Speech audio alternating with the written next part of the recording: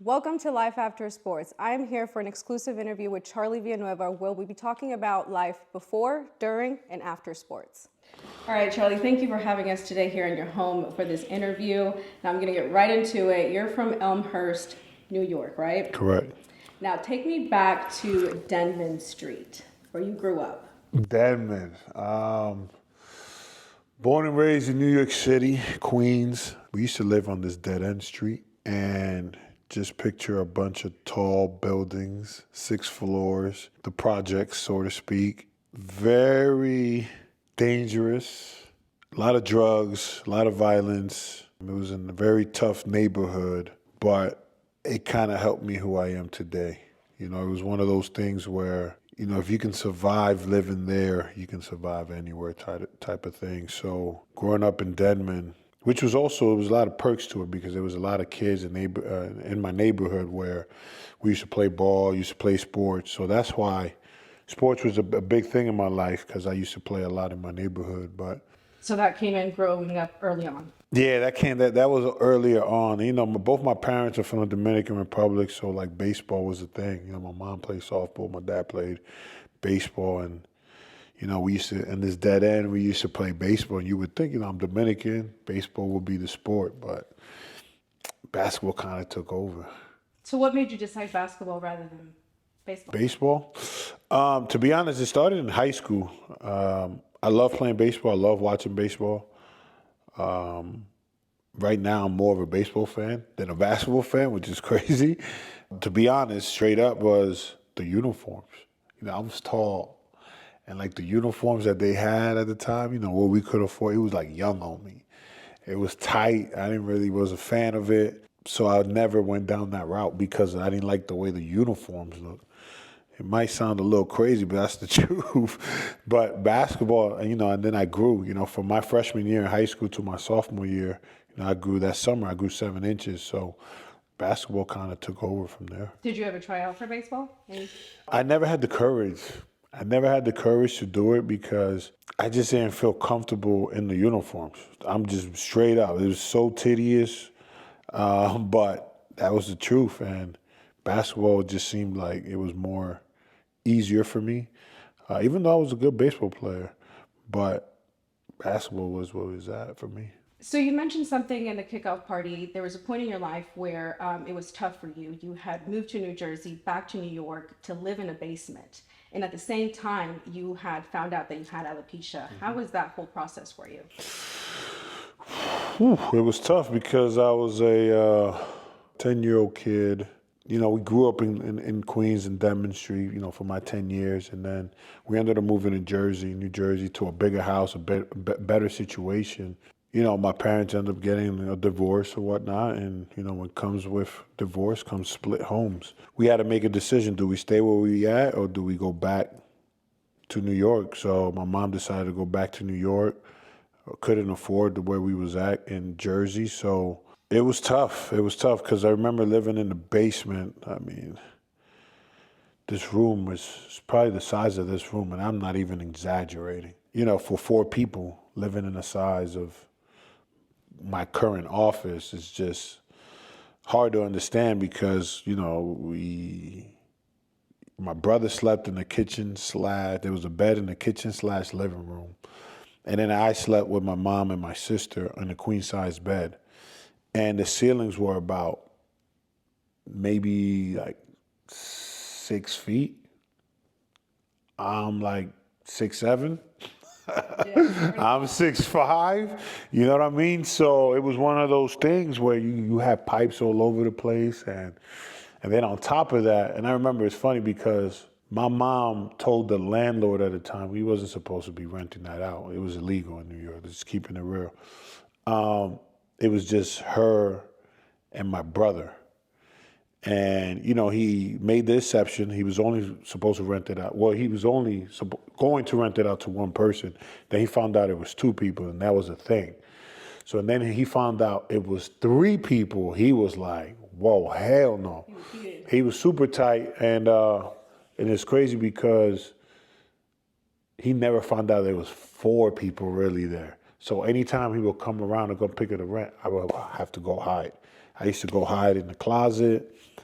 And it was just crazy because it was like, oh shit, landlord's coming. Boom, I gotta go to the closet and go fucking hide. But during that time is where my hair started falling out at the same time. And that was extremely difficult for me and for my parents because we didn't know what the hell it was. There's no one in my family that has alopecia. There's no one that I knew that had alopecia.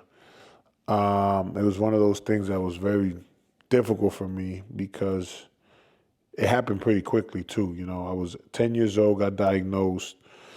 You know, it started with a small patch the size of a dime on my head, and then it kind of started spreading out over the course of a year. And just imagine a 11-year-old, 12-year-old kid, you know, have to experience this, but now I have to hide kind of what's happening. So my self-esteem was low, my confidence was low.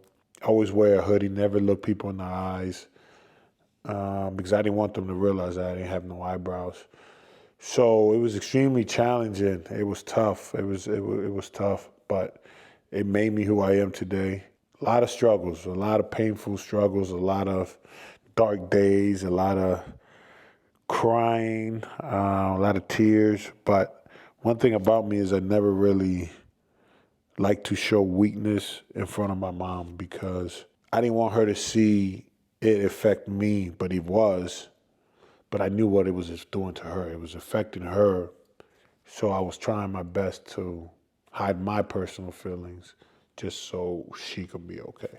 So that was actually my next question. You're a parent now. You have a daughter and a son. At that time, did you see your mom kind of going through that emotional stage of, you know, my son is 10 years old and going through this?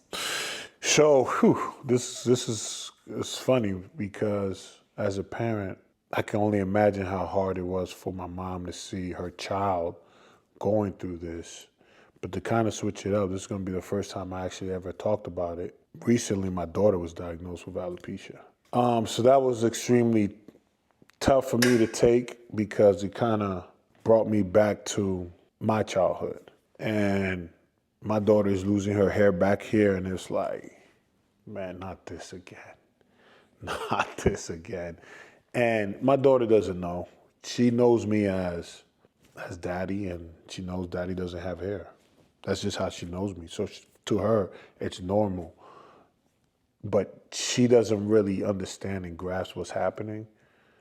And as a parent, I try not to show her what it does to me because I don't want her to feel like, oh, I'm making daddy cry. She's a daddy's girl. She loves daddy. And so it was hard. It was hard because my wife, you know, we talked about it, and it's like, man, it's like I got to relive this again. And that's very hard as a parent. I'm trying to keep it together right now. But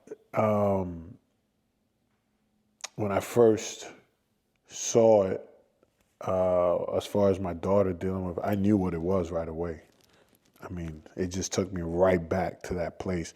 And even though I'm a grown-ass man now, and I've lived with it and I embrace it, and I look at it as a blessing in disguise now, but reliving those moments is tough. It was tough. We're going through the process now with my daughter dealing with alopecia. We're starting to see some regrowth back, so that's a positive sign. I've been trying to prepare her because no one ever prepared me for the worst. So we don't know where it can go. Alopecia, that's alopecia. Alopecia it does whatever it wants. I try to prepare her for the worst to see her reaction, and she's been nothing but amazing because she's like, you know, then I look like daddy. You know what I mean? And just to hear her saying that, that's crazy, you know? I think having her... Damn. Damn. You'll make me cry. Damn. But yeah, it's tough. But yeah, we good. Waterproof mascara. You good? Go ahead. You good? This is what this is for. Oh. Let me know when you're ready. I'm ready. I'm good. Do you want a tissue? Nah, we good. And just, I can touch more on that too. Like, one thing with me, like the first thing that came to my head was like, damn, like she's gonna blame me. You know what I mean? Because I didn't have no one to blame. Like, why me? But who gave me this, right? But now she's looking at me. My daddy has this. So I'm like, damn, she's gonna blame me. Like as she gets older, like if this gets worse, you start thinking the worst. Then we went to the dermatologist, and they were talking about injections, and then she starts crying, and I'm like, man, like here we go again, because I did the same shit. I did the injections on the scalp. By the time, we come from nothing, and those shots were very expensive. Anything to do with alopecia, most likely, it's not a life-threatening disease, or so it's more looked at as cosmetic. It's not looked at as a health, but hopefully they'll change those type of laws and their views on that, because to me it affects the mental health. So when my daughter, started crying with the injections, and I was like, man, like this is my fault to a certain extent, and then I was like, nah, instead of me blaming myself, like she has the best coach sitting here. So that's when my mindset started changing. Like I can be the best coach. Like think about it, your dad has it. Like there's nobody better to teach her. Exactly, and it's like and when I was growing up, no one had it. I didn't look up to anybody. I didn't know. I just was figuring this out myself. I'm a firm believer everything happens for a reason. And, I never had nobody to look up to or anybody to give me advice dealing with alopecia. So I became him. I became that person. I was chosen for that reason. And I was given the gifts that I was given for that reason. So now I got an opportunity to kind of coach my daughter through this, and she's been a great sport. She's cool with it, and I told her like, yo, like, what happened? Are you okay if you're bald? She's like, yeah, I look like daddy. Like she was cool. So like hearing that was kind of dope. I don't ever want her to experience what I went through. So I'm gonna be in her corner, and guide her, hold her hand through this process. And I was already connected to I'm connected to both my kids, but this takes it to a whole nother level now, as far as a different type of connection now that I have with my daughter. Okay, so got that out the way. okay, so the next question was,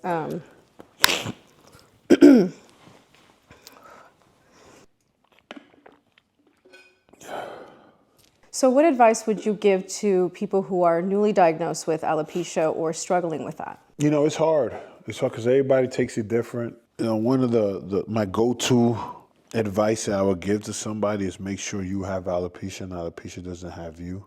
Because alopecia, I know what it, I mean, I live it. I overcame it. I know what it is to, and I have the worst case of alopecia. It's just universalis, which is complete body hair loss. I know what it is to walk in them shoes, but I also know that if you let alopecia take over you, it's winning. It's gonna take over your life, and you got to take control of your life, and you got to take control of where you want to go. You cannot let this autoimmune disease take over your life, and can't let it run you, basically. So don't let it stop you also from accomplishing what you want to accomplish. So yeah, that would be an advice that I'll give them, figure it out, because everybody's different. Figure it out. Focus on the things that you're good at, and for me it was basketball. I was good at basketball, so I took out all my frustrations. I took all on the basketball court, and that's made me a better basketball player. It made me get to the NBA, because alopecia, I spend more time on the court because that was my happy home. In between those lines where I felt safe, I didn't care if I was bald. Like, Michael Jordan, he was bald. He was the greatest player ever. So playing basketball is like seeing somebody that's bald was more acceptable. even though not somebody that's young, like at that time, in high school and stuff like that. But, just stay positive and focus on your gifts and what you're passionate about. I've taken like homemade remedies. We Dominicans, so Dominicans always have the cure. Mom always has something at home that's gonna make you better. Yeah, they always got the cure for something. And I remember putting it. They had some like, I don't know what it was, to be honest, but it was in the red bottle. I still remember it very vividly. And it used to burn the hell out my scalp when they put it on. And I remember I was super painful. And I didn't want to take it because I didn't want to experience that burn. It was literally, my scalp was burning. Then I remember there was another treatment where it was like this thing. It was like this shot. It was this machine, and it came with a cord, and the cord, it had like some type of, like, when I put it on my head, it shocks it. Like legit electricity will go into like my head, and it was trying to wake up so I get what they was doing, the hair follicles or whatnot, but that was painful. Every treatment I did was painful. And imagine a 10, 11, 12-year-old kid dealing with injections, dealing with these electric shots, dealing with all that shit was painful. So that's why, like, when my daughter was diagnosed, I was like, man, she's gonna have to go through this. But also, that was 25 years ago. Technology and medicine, everything has advanced. So now she's on a topical cream, which is just legit a cream, and it's actually working. So that's a good thing. But where was this cream at 25 years ago? Yeah, exactly. 30 years ago. But yeah, I mean, I did all the treatments you could possibly think of, and nothing worked. At the age of 10, did you comprehend or know what alopecia was? Because, your daughter is knowing at an early age. At that age, they don't really comprehend really what is going on. How did you explain that to her? For me, it was simple, because and this is how she knows me. She doesn't know me with hair. So this is normal to her. Have you shown her pictures with you? And I did, and that's funny that you say that, because she asked, like, Daddy, you had hair? I'm like, yeah. And she was like, let me see. And I show her a picture. She was like, oh, wow. And then, like, she's okay, because it's like she's seen other people. I've done alopecia events. She's been around other kids with alopecia. She's seen one of my close friends, it's a female, and she has alopecia, so she's seen her. And obviously she see her dad, all the time with alopecia. So it was a little bit easier for me to walk her through that process, and let her know what's going on. And then she did say, Daddy, did you give it to me? And I said, no, because technically, like, my son doesn't have it, I don't know who gave it to me. So Daddy didn't give it to you, but you have it because, And I just started talking. I don't remember exactly what I said, but more in the sense of, like, Daddy's here with you. Daddy, I'm walking you through this. I'm gonna help you. And she's cool. Like, her attitude has been nothing but positive. Has been making my job a lot easier. And even though she doesn't really understand what is going on, but it makes it easier that her dad, that's how she knows her dad. So it makes her super easier to kind of explain that to her. Do you feel like it's important to bring her around other kids that have alopecia so she feels like, okay, you know what, this is normal, this is not out of the ordinary? Yeah, and I haven't done it now that she's been diagnosed with it, but I've done it in the past. And she's very familiar. She's 6 years old. I'm like, what Daddy has? She's like, alopecia. What is alopecia? Daddy, you can't grow hair. You know what I mean? Like, she knows about that. Some adults don't even know what alopecia is. So she's very savvy about alopecia because of, what I've been diagnosed with and been dealing with for a long time. So she knows Daddy. She's 8 years old. Her 8 years of her young life, this is what she knows. So it's easy, for her to understand or to think it's normal. That the word alopecia means loss of hair. Mm-hmm. So anytime, as men get older, they start losing their hair. That's alopecia. That's a form of alopecia. But Because actually, I've noticed that on my dad. He doesn't really have that. He has hair, but like there's parts of his leg. probably has alopecia. So there's different versions of it. There's what is that, hydrogenic? I don't even know it because whatever. So that's probably what Manny has. He can't grow hair on the top of his scalp. But in the more intensive forms of alopecia, you have areata, which my daughter has, which is in the word areas. In certain areas, you can't grow hair. There's totalis, which is like total hair body. I mean, total scalp hair loss. And then there's universalis, which is complete body hair loss. And then basically what it means is, even if you don't know about this little teaching point, but and I'll put it in plain English because, it can get very scientific. So it's basically your immune system thinks that the hair follicles are bad. So it attacks the hair follicles. But the perks of having alopecia is my immune system is very strong because it's constantly fighting. Do you get sick often or not? I don't get sick often. But when I do get sick, that means I got some shit. Like You got it. Yeah, I got something. Yeah, I rarely get sick because of that. I think my immune system thinks that, so it's constantly attacking the hair follicles. And the only way for somebody that has universalis, I will have to what's the word I'm looking for? Kind of shut down my immune system. I know there's a word for it, but I can't think of it now. By doing that, there's a lot more issues that can come by that. I gotta, what is it, suppressed? What's the word I'm looking for? Yeah, I think it's, I can't remember, whatever. But the word, I will have to make my immune system low or weak in order for me to get treatment. But by doing so, I can get other things. So to me, it's not worth it. Like, I'm cool. This is me. Yeah. Like at the time with your treatment, how were you able to pay for that medication or that treatment that you needed? Well, I couldn't pay for it because I was young as hell.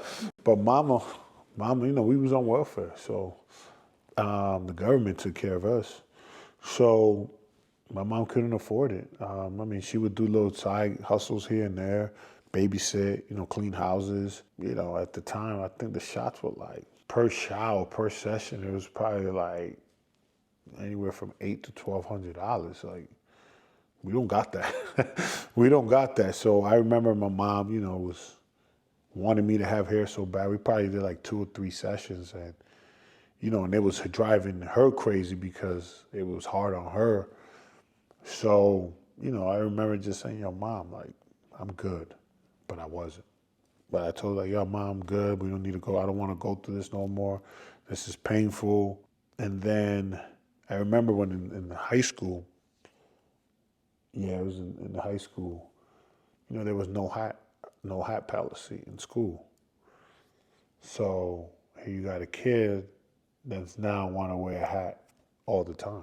My mom had to go up to the school, talk to the principal, and make an exception for me to wear a hat because of medical condition, whatever. They were cool about it. They were supportive. Cool. But then that created a problem. Now I'm the only kid wearing a hat. Why is that kid wearing a hat? Now I'm sticking out. So now everybody wants to wear a hat because he's wearing a hat. I'm in class with a hat. It's like, nah, I'm going to wear my hat too. So now it becomes a thing. So now I'm like, oh my God. Like, couldn't escape from it, sort of deal. But yeah, those were some challenging times for sure. Did you ever get bullied in high school? Nah, I was too big for that, too strong for that. No, I didn't get bullied. People will say their things, here and there. Social media wasn't around. That was a good thing. But in front of me, in my face, I was always tall. No one ever really said anything like, but they'll say something like, where your eyebrows at? Or what? And that's the number one thing that I hate. To this day, I would kind of for people to ask. When people ask where are your eyebrows, it's like, fuck yeah, I cut them off because that's the style. Like I don't know why that bothers me the most, but that bothered me. I get more. People would tease me when I was on the court, and they knew I couldn't do anything about it. So meaning, I'm playing, in high school, I'm playing on the away team. You got the students going crazy. College was worse. Oh my God, I got murdered in college. But they knew I couldn't do anything, but all I did was, I'm gonna bust your ass. I'm gonna give you a 30 tonight. That's what I'm gonna do. I'm gonna win this game. That was my respond back to them. But I remember I used to get killed, and the school in college, high school was bad, but in college it was the worst. People would have fucking signs and shit. People would call me all types of names, but Syracuse was one of the most. Oh man, people in Syracuse, man. Yeah, that's some mean people up there, man. But I always used to bust Syracuse ass though. Like I always took it. I took it a step further. Took it personal when I played them. But yeah, they will always crack jokes. I mean, to this day, I'm 39 years old. I'm a grown ass man, and I still got people cracking jokes here and there. But they got this button that's called block, and I just block you. I don't even entertain it. Easy. And then as you get older, you like, it's not a reflection. Doesn't bother you. It's a reflection on them. They must be going through something miserable. Because you don't ever see any successful people bashing people. You just don't see it happen. You always see people that's not as successful that would love to be in your shoes bashing you. So I already understood that. Once I understood that, it was a wrap. Let's fast forward a little bit to college. Now UConn. You went to University of Connecticut, 2003 to 2005. Yep. And you actually had a chance to go to the NBA, but you decided to withdraw to get that college experience. Why was that? Out of high school, back in the day, you could make that jump from out of high school to the NBA. And in 2003, I was one of the top 3 players in the country, LeBron James being number 1. And then number 2 was Luol Deng, who went to the same high school that we were teammates, and I was number 3. You rarely ever see that, where 2 high school players are the top 3 players in the country, but are in the same high school team. So I had a good summer. I had a good high school career, and I wanted to test the waters and see where I was at with things. And I put my name in the draft. I didn't hire an agent or anything like that because I wanted to give myself that flexibility if I wanted to go back to college. So I went through the process. I worked out for the Dallas Mavericks, so crazy.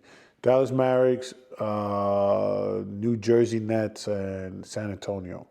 When I worked out for those 3 teams, those teams were anywhere from 20 to 30 in the draft as far as selection and what picks they had. And I went through the process, and I realized guys were much bigger, much stronger than me.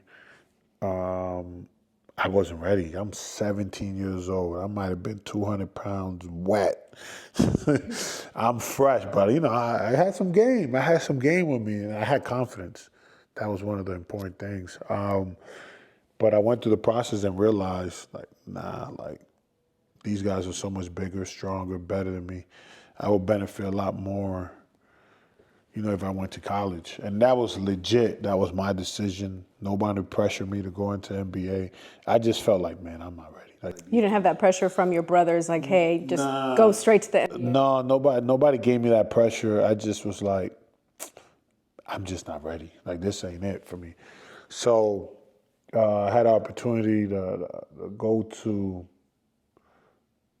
college. So which college now? So I ended up going to Illinois University. A lot of people don't know this, but look it up. It's a fact.